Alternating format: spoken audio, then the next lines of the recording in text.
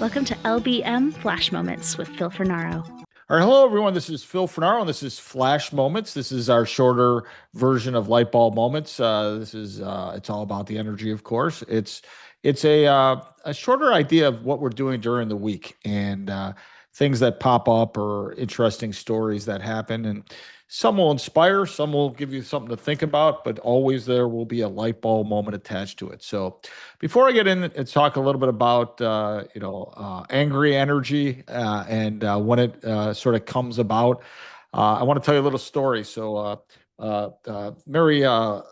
Marianne Break, who's been with our Fernaro Law team for decades and a strong part of our infrastructure and our family, and just an all around kind person, has a young grade school child named Joe Bright, and he is a bundle of energy.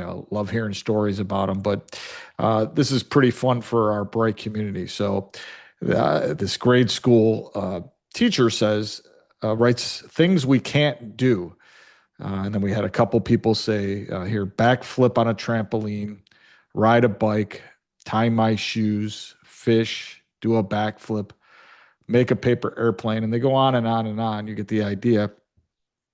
But our boy Joe, he says, build a home. The thing he can't do is build a home. He's thinking in a bigger world than his peers. Why is he thinking that way? I don't know. He's just thinking that way. And he's seeing the world from a different perspective, a different viewpoint. And although this isn't what we're talking about in this episode, it's very, very interesting to understand that watching this, and I bet you 2 years ago, I wouldn't even have looked at it any different. Oh, that's nice. Let's move on.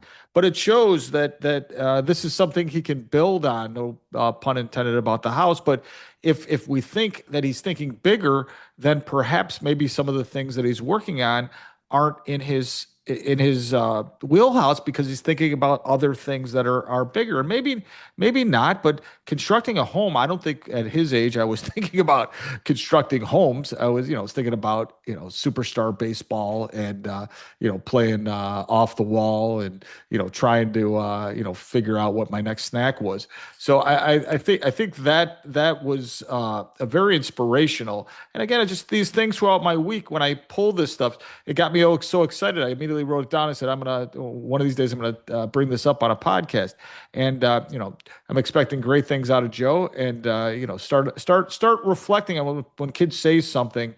Try to figure out why, or explore why that happened. So pretty cool. Good job, Joe.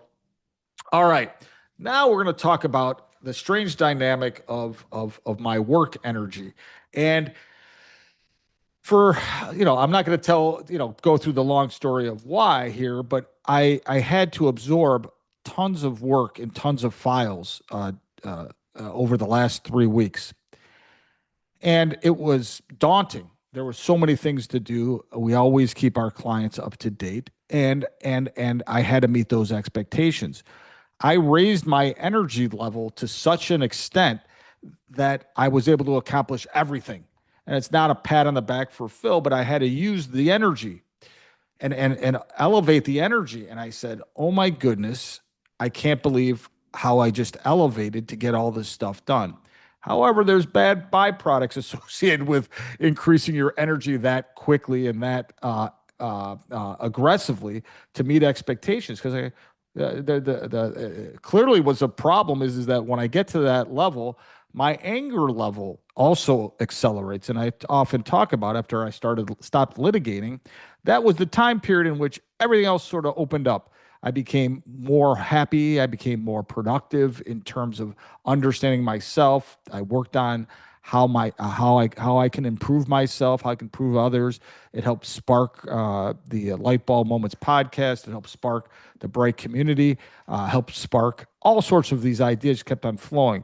But now the anger comes back, and I'm conscious of it. So this time around, as opposed to other times, I told my wife and family, like, I'm a little angry.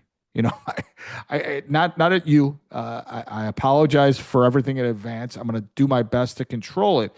However, it's not as easy as someone may think, because if you're conscious of it, go, well, just don't do it. But when you elevate, my body is made this way. I can attack and absorb so much stress in a short period of time and accomplish great things. But again, it's not my zone of genius. So here's the rub. I've been working my butt off on light bulb moments and other things, and going to Chat GPT, working on our massive transformative purpose, and more to come on that for our bright community. And my thought was is that I never get tired. I'm always energized. I don't want to stop. I only stop because I have to go to bed so I could do it some more the next day.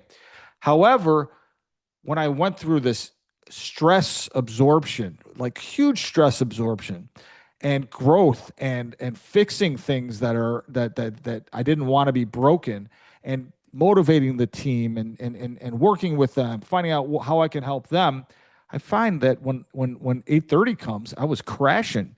I would sleep all night. I think one day I slept 11 hours because it took a lot of energy. But it's funny, when I did the other thing, it didn't cause that energy drop. So so I see. So my anger goes up. I become tired. My tolerance to everything is much lower. Um, and it I become angry because the joyful experiences are being overtaken by this anger experience. So I get to do, because so much of my time is taken by these things that require my attention rather than things that I want to give to my attention. That creates more anger, and it goes, you become shorter and and more and less of a person you want to be around. And it doesn't say that I'm like a crazy person, but it's a little different and it's interesting. And guess what? I accomplished so many things for my clients and my team members, and I grew this. I made everything better, but and it was cool. It was fun. I checked off boxes and made things great and stabilized, and that's great. Everyone's happy. But it just wasn't. I can accomplish those things, but I don't have to accomplish them like I did the last 3 weeks to. I want to do it over time, so to speak. Uh-oh. So the idea, sorry, fix that turnkey. Um, I want to do this in a more intentional way where I get things done, and it's very, very simple for our people and our clients to absorb this. I don't want to be unexpectedly put.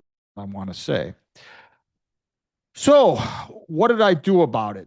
Um, what? Oh, so sorry. The last thing I want to sort of talk about is the stupid thing. Something's wrong with my microphone. All right, I think it's back. All right. So the other thing is that now when even though the joyful experience is what I want, and because I know now what brings me joy, it's very, very hard when you have to be subtracted from it. So it's more noticeable for me now because I want to be always in my zone of genius or my position of joy or whatever you want to call it. But the problem is that when it's interfered with, it's more noticeable because I'm not doing it as much. So today I had to come into I did two flash moments today, and it was great. I have like a zillion things to do. I'm leaving for consortium tomorrow.